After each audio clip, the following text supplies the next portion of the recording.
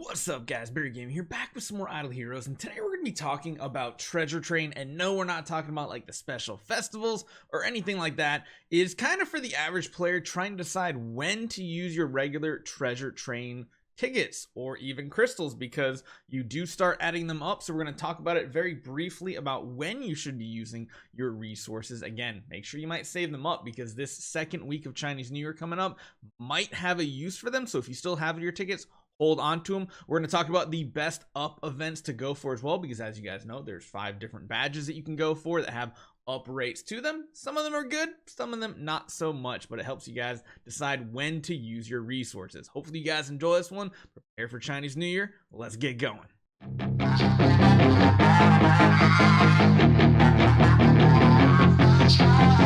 So first off, let's talk about these resources and when to use them. As you guys might know or not know, there is a kind of tier over here on the side that has a worse value than a normal Treasure Train event with Charm. Occasionally we get regular Treasure Train coupon events. They are kind of rare, but it does reset every single month. Now for normal search here, you can use either treasure crystals or treasure coupons, but there is something to note about this. Number one, these treasure crystals are only available to be used in this normal search. Sometimes we have special events down here that aren't the Charm Treasure Train tickets that, you know, sometimes you have leftovers of, but there are 2, maybe 3 times a year that there are special treasure, like regular Treasure Train coupon events to go for. They're kind of rare. You might want to save up for them, but if for some reason you do want to go outside an event, at the very least you want to save up 30 to get to this green chest. Now if you're a spender, or if you have the monthly card for the treasure crystals, because that is a thing, I don't actually know if mine is active right now. It's not. If you are getting the treasure crystal card, you do most likely want to save up for 150,000 of this, because that gives you 150 of these, and then you can pick whatever treasures you want, one of each tier. And again, this does reset every single month. The average player never's really going to go past like 30 in my opinion. It is a slow grind to get these up. These, of course, are completely free, so you can use them in conjunction, but I personally like saving treasure coupons until there's an event that actually rewards for using them. So that's my first input right there. Number 2, if you do ever get charm ones in events, like I think we've gotten like 6 or 9 of them in the past couple holidays, even on our free-to-play account, you're better off most of the time not using them there. And then what you can do is this icon up here, it lets you convert them into regular treasure coupons, unless you're really chasing something or you're getting rewards for the ones that you're getting. Again, most of the time they're better to convert over to regular treasure coupons. Now besides that, sometimes you'll see a little icon up here that has an up rate value, because there are a bunch of different series. There's Alien Dessert, there's Forgotten Artifact, Hero Token, there is Magic Academy, and there is Retro Gaming. I think that's it, right? They just put Hero Merch twice. Oh no, I guess this is a new one, right? Oh yeah, I guess Hero Merch can be summoned in this as well now. I kind of forgot about this one altogether. I'm gonna have to get an icon for that, because I don't have it just yet, and we'll rank these. So what I'm gonna do is go over which ones are kind of the better versions, the best ones of the best, other ones to not go for. There's one that's really good, and we just had it last month, which was Hero Token, but let's go over which ones are best to go for like a free-to-play player.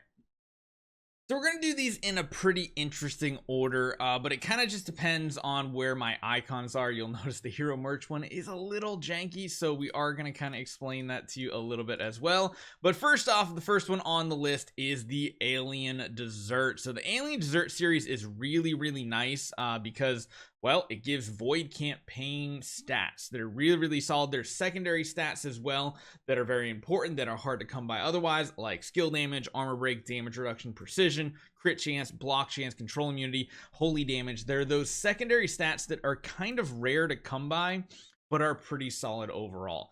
It's not probably the best one in this tier, but it is very, very good to go for. And like I said, pretty much all the treasures that have secondary stats are exclusive for Void Campaign and Campaign, so they end up being very, very good.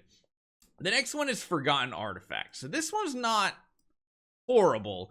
But it's not great either because it mainly helps you in Gate of the Void. So that's Void Vortex, which again used to be the end goal of the game. Now it's campaign. So it has shifted a bit. It helps in Void Arc. It helps in Realms Gate, all those things.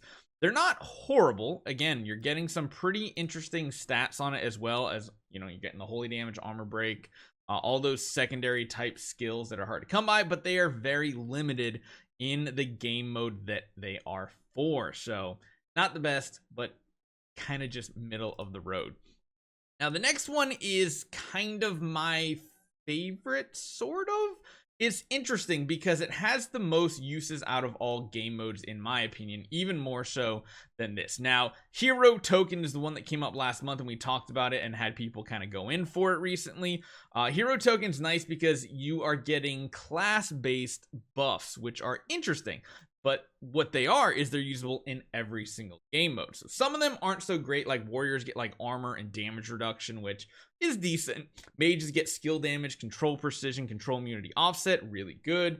Assassins get more armor break, speed, and crit chance. Priests get HP, heal effects. So they're very much tailored to what that class typically does. Heck, rangers even get dodge rate, holy damage, and block chance. So there's a lot of really cool things here. The biggest benefit is those secondary stats work in every single game mode. It's kind of a toss-up which one's the better one. In my opinion, Hero Token is really, really good, but it just comes down to what you kind of need. So the next two we're kind of skipping. Arcane Jewelry is, of course, what you get from all the in-game game modes. We're not talking about that. Festival Treasures are something completely different as well. The next one we come to is, in my opinion, one of the worst. We're going to put them down in the D tier. That is the Magic Academy. And there's one main reason for that. It's essentially only for PvP modes, and so kind of sucks. Trial of Champion, Star Arena, Force War, Interdimensional Arena, Free Team Arena, and Starland Arena. That's the stats that they give.